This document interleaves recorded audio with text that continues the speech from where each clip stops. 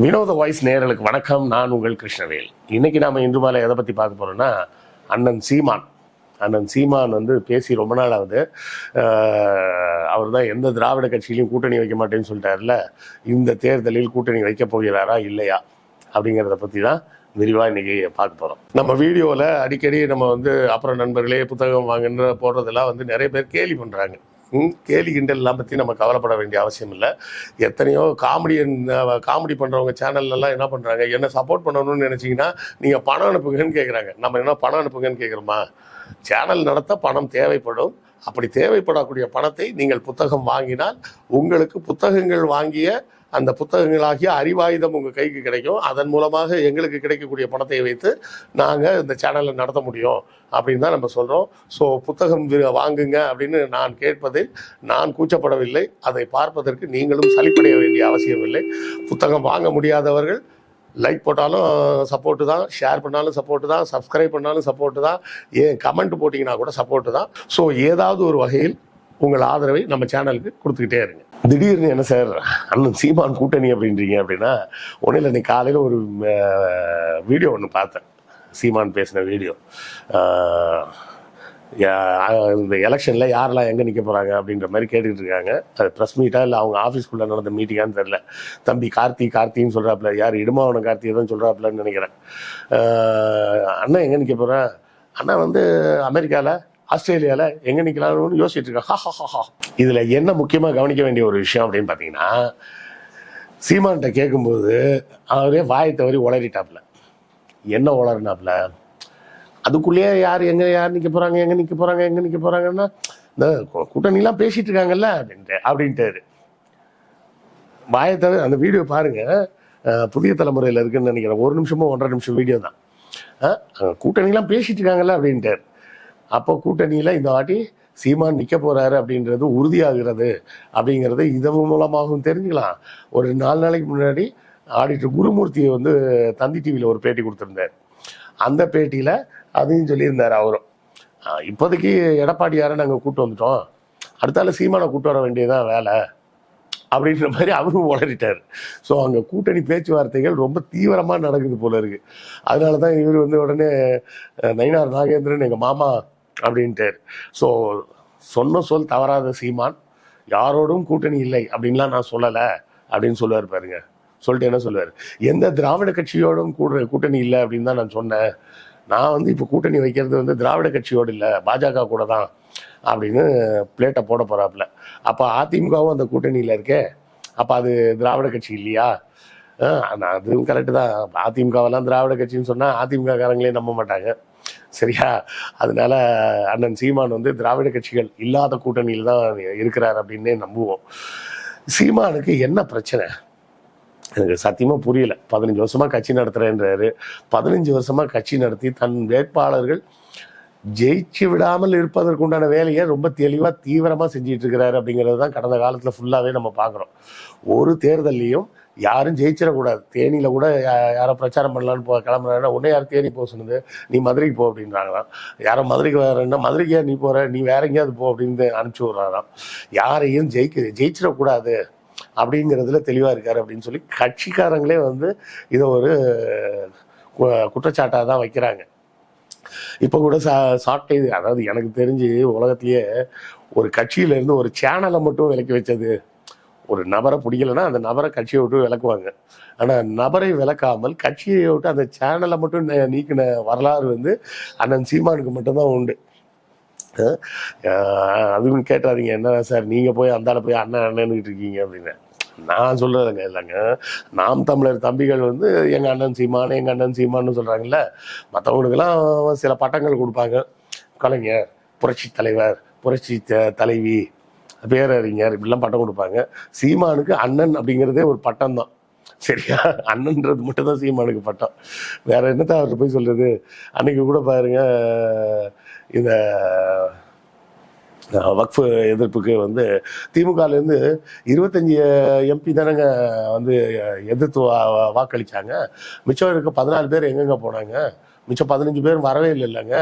அவைக்கே வரலையா, இல்லை ஆதரித்து வாக்களித்தாங்களா, இல்லை வாக்களிக்கவே இல்லையானே எங்களுக்கு தெரியலங்க அப்படின்னு யார் சொல்கிறது? சீமான். இதை வந்து யாரோ ஒரு நாம் தமிழர் தம்பிங்களை யாராவது ஒருத்தர் சொல்லியிருந்தா கூட அரசியல் களத்தில் அதுவே வந்து ஒரு கோமாளித்தனமாகத்தான் பார்க்கப்படும். ஏன்னா இருக்கிற 40 எம்பிக்கள் வந்து திமுக கூட்டணி எம்பிக்கள். அதுல திமுக எம்பிக்கள் 25 பேர், மிச்சம் 15 எம்பிக்கள் கூட்டணி கட்சியை சேர்ந்த எம்பிக்கள். அப்ப அங்க லிஸ்ட் போடும்போது அப்படிதான் போடுவாங்க. திமுக கூட்டணி 40 பேர் எதிர்த்து வாக்களிச்சாங்கன்னா போட மாட்டாங்க. திமுக 25, விசிக 2, கம்யூனிஸ்ட் 4, காங்கிரஸ் 10, இப்படிதான் போடுவாங்க. கரெக்டா? இவர் இன்னும் பெருசா அறிவாளி அவன் கண்டுபிடிச்சாராம். என்ன கண்டுபிடிச்சாராம்? 40 எம்பி எங்கள்கிட்ட தான் இருக்குன்றீங்க, அப்போ 25 பேர் தானே எதிர்த்து வாக்களிச்சாங்க, மிச்சவங்களாம் என்ன செஞ்சாங்கன்னே தெரியல. அவங்க ஆதரித்து வாக்களிச்சிருக்கலாம், இல்லை வாக்களிக்காமலே இருந்திருக்கலாம், இல்லை வெளிநடப்பு செஞ்சுட்டாங்களா என்னன்னு தெரியல தம்பி, இதெல்லாம் என்ன அரசியல்னு தெரியல அப்படின்னு ஒரு பத்திரிகையாளர்கிட்ட பேட்டி கொடுக்குறாரு. அந்த பத்திரிகையாளரை தான் முதல்ல தூக்கி போட்டு மிதிக்கணும். ஒரு அடிப்படை அறிவு வேணாம். ஒருத்தர் வந்து லூசு மாதிரி உளறிட்டு இருக்கான் ப்ரெஸ் மீட்டில், பதிலுக்கு கேள்வி கேட்க வேணாமா? சார் திமுக எம்பி 25 பேர் தானே சார், அப்புறம் எப்படி சார் 25 போடாமல் வேறு எப்படி போடுவாங்கன்னு கேட்க வேணாமா?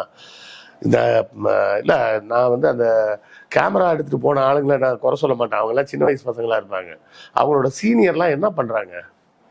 இது ஏற்கனவே ஒரு தடவை நம்ம தமிழ் கேள்வி செந்தில்வேல் வந்து சொல்லி ரொம்ப வருத்தப்பட்டார். இந்த சீனியர் பத்திரிகையாளர்கள்னு சொல்லிட்டு அங்கே ஆஃபீஸில் உட்காந்துருக்காங்க இல்லையா, அவங்கெல்லாம் என்ன பண்ணிட்டு இருக்காங்க? சீமான்கிட்ட போறையா, சரி போகிற, என்ன கேள்வி கேட்க போகிற, கொஸ்டின் லிஸ்ட் வச்சிருக்கியான்னு கேட்டு வாங்கி பார்த்துட்டு அனுப்ப மாட்டாங்களா அப்படின்னு அவர் ரொம்ப வருத்தப்பட்டார். நானும் அதுதான் ரொம்ப வருத்தப்படுறேன். அதனால் லூசு மாதிரி 25 எம்பின்றான். இதை கேட்டுட்டு பேசாமல் இருக்கிறாங்க பத்திரிகையாளர்கள்.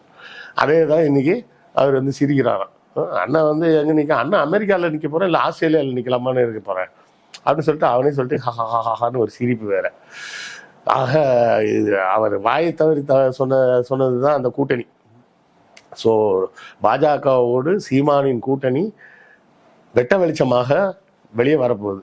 ஏன்னா ஆடிட்டர் குருமூர்த்தி அவரே சொல்லிட்டார், சீமானையும் எப்படியாவது பாஜக கூட்டணிக்கு நாங்கள் கொண்டு வந்தே தீருவோம் அப்படின்ட்டாரு. அதை வழிமொழிகிற மாதிரி இன்னைக்கு சீமான் பேசிட்டு இருக்கும்போது அந்த கூட்டணிலாம் பேசிட்டு இருக்காங்கல்லப்பா அப்படின்ட்டாரு. அப்போ கூட்டணிலாம் பேசிட்டு இருக்காங்கன்னா அதெல்லாம் பேசி முடிச்சதுக்கப்புறம் தான் எந்த சீட்டு நமக்கு அலாட் ஆகுதுன்றது அப்புறம் தான் தெரியும் அப்படின்னு தானே அதோட அர்த்தம். இல்லைன்னா தான் முன்னாடி அப்பவும் சொல்கிற மாதிரி சொல்லுவார், நாங்கள் 234 தொகுதிக்கும் ஆளை அறிவிச்சாச்சு அப்படின்றவார்ல. இந்த வாட்டி கூட்டணியை எல்லாம் முடிஞ்சதுக்கப்புறம் தான் அறிவிக்க முடியும் அப்படின்னு சீமானே வாயை திறந்து சொல்லிவிட்ட காரணத்தினால் இந்த முறை சீமான் வெட்ட வெளிச்சமாக அம்பலப்பட போகிறார். இந்த தேர்தலில் என்ன நடக்க போகுது அப்படின்னா, யாரெல்லாம் பாஜக கூட போய் சேர்றாங்களோ அத்தனை பேரும் அம்பலப்பட்டு நேரடியாக இப்படி ஒரு இந்துத்துவ கட்சியோடு சேர்ந்து சோரம் போனார்கள், அரசியலில் அவர்கள் அம்பலப்பட்டு போனார்கள் அப்படிங்கிறது தமிழக மக்களுக்கு நல்ல தெளிவாக தெரிய போகுது. எனக்கு ஒரே ஒரு டவுட் மட்டும்தான் இருக்கு, எடப்பாடியார் கடைசி நிமிஷத்துல கட்சியை காப்பாத்துறதுக்கு வந்து கூட்டணியை விட்டு வெளியே போனார்னா நல்லது.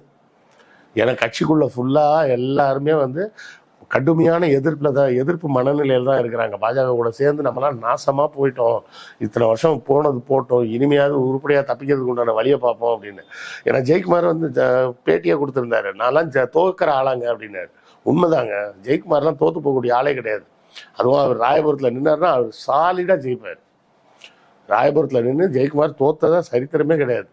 முதல் தடவையாக தோற்றுருக்கிறார். எதனால? பாஜக கூட சேர்ந்ததுனால. பாஜக கூட சேரலைன்னா அவர் இன்னும் அதிக வாக்குகள் பெற்று கண்டிப்பாக ஜெயிச்சிருப்பார். இப்போ தலித் மற்றும் சிறுபான்மையினர் வாக்குகளை பிரிப்பதற்காக மட்டுமே விஜயை தனியாக வெளியே விட்டுருக்கிறாங்க. அவருக்கு கொடுக்க வேண்டிய பேமெண்ட்டை ஒழுங்காக கொடுத்தாங்கன்னா நல்லது. ஒழுங்காக கொடுக்கலன்னா விஜயும் ஆட்டத்தை காலி பண்ணிட்டு கிளம்பிடுவார். அவர் வந்து ஒரு படத்துக்கு 200 கோடியா போதும் அப்படின்னு சொல்லிட்டு போயிடுவார். அதை விட்டுட்டு இந்த ஆளை கூட்டு வந்து நான் பெரிய படம் எடுக்கிறவா அப்படின்னு சொல்லி கூட்டணியாக அது இதுன்னு எல்லாம் பேசினாங்க. திமுகவுக்கு சிறுபான்மையினர் வாக்கோ இல்லை தலித் மக்கள் வாக்கோ வந்துடக்கூடாது அப்படிங்கிறதுக்காக களமிறக்கப்பட்டவர் மட்டும்தான் விஜய். மீதி எல்லா கட்சியும் ஒன்றா சேர்த்து ஒரு கூட்டணி அமைக்கிறதுன்னு பிளான் பண்ணி வச்சிருக்கிறாங்க. அதனால வரவும் போகிறோம், ரோட்டில் தெருவில் போகிறவங்களாம் எல்லாரையும் தூக்கி வார்டு கூட்டணியில் போட்டுட்டு இருக்கிறாங்க. யாரும் அந்த கமலாலயம் பக்கம் போனீங்கன்னா கொஞ்சம் கவனமாக போங்க.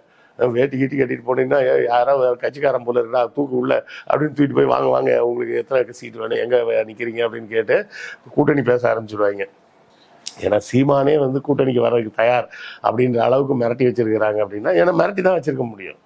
இப்போ பாருங்க, சீமானுங்க வந்து கொஞ்சம் ஆதரவாக பேச ஆரம்பிச்சதுக்கப்புறம் ஆட்டோமேட்டிக்காக அதுவும் இவர் நயினார் நாகேந்திரன்லாம் ரொம்ப ஆதரித்து பேசுகிறார். அதன் பிறகு பாருங்கள், அந்த உச்சநீதிமன்ற தீர்ப்பு எல்லாமே வந்து அப்படி அப்படியே நிற்கிது. அந்த வழக்கே வந்து அதுக்கு மேலே மூவ் ஆகாத மாதிரி பாஜக சைட்லேருந்து என்ன பண்ணாங்கன்னு தெரியல. ஏதாவது பண்ணி தொலைச்சிருப்பாங்க.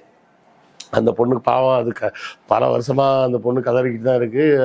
யாராலையும் எதுவும் செய்ய முடியலன்றது ஒரு சோகமான செய்தி.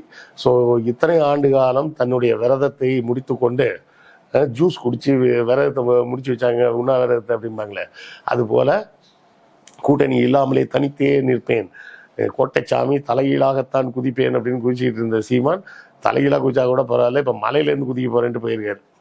முன்னாடியாவது மொட்டை மாடியிலேருந்து தலைகீழ குதிச்சிட்டு இருந்தார். இப்போ பாஜக கூட கூட்டணி வச்சு மலையிலேருந்து கீழே குதிக்க போகிறாரு.